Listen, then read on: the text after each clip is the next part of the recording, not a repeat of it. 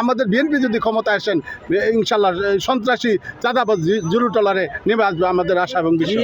BNP কিন্তু এখন ক্ষমতায় না, এখন ক্ষমতায় অন্তর্বর্তী সরকার ডক্টর ইউনূস সাহেব সহ অন্তর্বর্তী সরকার। বিএনপি এই সরকারকে সহযোগিতা করছে।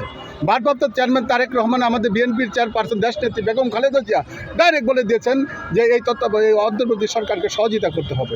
আমরা সার্বিকভাবে এই সরকারকে সহযোগিতা করতে আসছি। আজকে কোনো ঘটনা হইলেই আজকে বিএনপির উপর দায়ভার চাপাই দেন।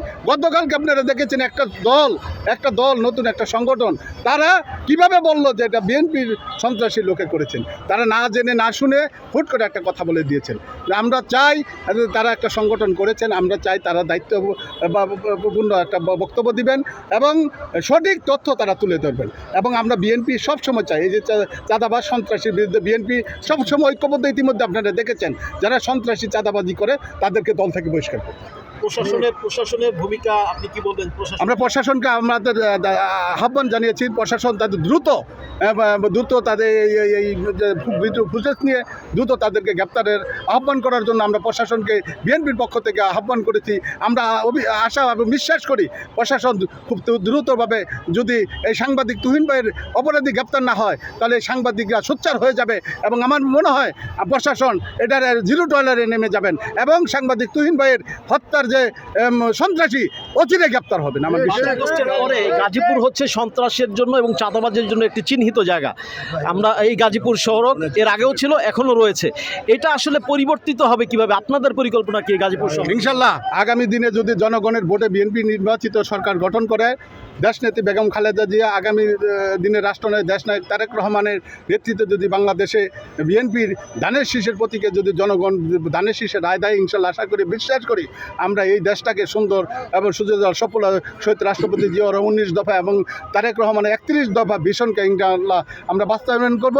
বিএনপি ক্ষমতায় আসলে সন্ত্রাসী তো দূর, আপনারা দেখেছেন 111 হয়েছে, আপনারা দেখেছেন বিভিন্ন সময় বিএনপি যারা সন্ত্রাসী করেছে তাদেরকে গ্রেপ্তার করতে বিএনপি কোনো কার্পণ্য করে নাই।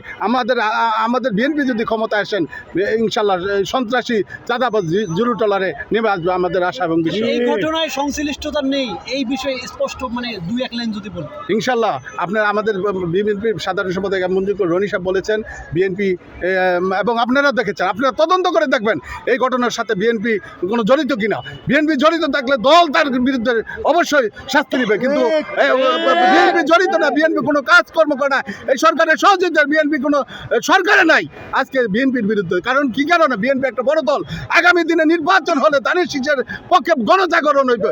এই জন্য বিএনপিকে হেয় প্রতিপন্ন করার জন্য কিছু কিছু দল বিএনপির বিরুদ্ধে তারা অপচার চালাচ্ছে। আমরা চাই এই অপচার থেকে বন্ধ করুন। আগামী নির্বাচন হবে, নির্বাচনে সকল ঐক্যবদ্ধভাবে আপনারা নির্বাচনে অংশগ্রহণ করেন।